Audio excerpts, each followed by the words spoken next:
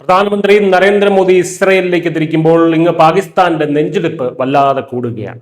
കാരണം മറ്റൊന്നുമല്ല, ഇസ്രയേൽ പ്രഖ്യാപിച്ച പുതിയ തന്ത്രപ്രധാനമായ സഖ്യത്തിൽ ഇന്ത്യയും ഭാഗമാകുന്നു. തങ്ങൾക്ക് എട്ടിന്റെ പണി കിട്ടുമോ എന്ന ഭയത്തിലാണ് ഇപ്പോൾ പാകിസ്ഥാൻ ഭരണകൂടം.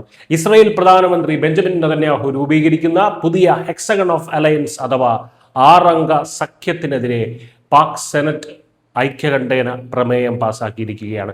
ഇന്ത്യ കൂടി ഉൾപ്പെടുന്ന ഈ സഖ്യം ഈ ഒരു സഖ്യം തികച്ചും മുസ്ലിം വിരുദ്ധമാണെന്നും ഇത് ഇസ്ലാമിക ലോകത്തെ രാഷ്ട്രീയമായും പ്രത്യയശാസ്ത്രപരമായും വിഭജിക്കാനുള്ള ഗൂഢാലോചനയാണെന്നുമാണ് പാകിസ്ഥാന്റെ പ്രധാന ആരോപണം. ഇന്ത്യൻ പ്രധാനമന്ത്രിയുടെ ടെൽ അവീവ് സന്ദർശനത്തിന് തൊട്ടു മുൻപായാണ് നെതന്യാഹു ഈ സഖ്യത്തെക്കുറിച്ചുള്ള വിവരങ്ങൾ പുറത്തുവിട്ടത്. ഇന്ത്യ, ഗ്രീസ്, സൈപ്രസ് എന്നീ രാജ്യങ്ങൾക്ക് പുറമെ ചില അറബ് ആഫ്രിക്കൻ രാജ്യങ്ങളും ഇതിൽ ഉൾപ്പെടും.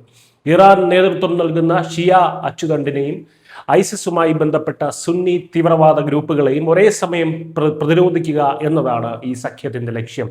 ഒരേ വെല്ലുവിളികൾ നേരിടുന്ന രാജ്യങ്ങളെ ഒന്നിപ്പിക്കുക എന്നതാണ് തങ്ങളുടെ നീക്കമെന്ന് ഇസ്രായേൽ വ്യക്തമാക്കി കഴിഞ്ഞു. നമുക്കറിയാം, ഇന്ത്യയും ഇസ്രായേലും ഇസ്ലാമിക തീവ്രവാദം തന്നെയാണ് നേരിടുന്നത്.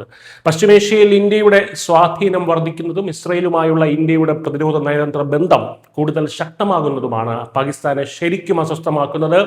അറബ് രാജ്യങ്ങൾ കൂടി ഈ സഖ്യത്തിന്റെ ഭാഗമാകുന്നതോടെ ഇസ്ലാമിക രാജ്യങ്ങൾക്കിടയിൽ തങ്ങൾ ഒറ്റപ്പെടുമോ എന്ന കടുത്ത ഭയമാണ് പാകിസ്ഥാന്റെ ഈ തിടുക്കപ്പെട്ടുള്ള പ്രമേയത്തിന് പിന്നിൽ.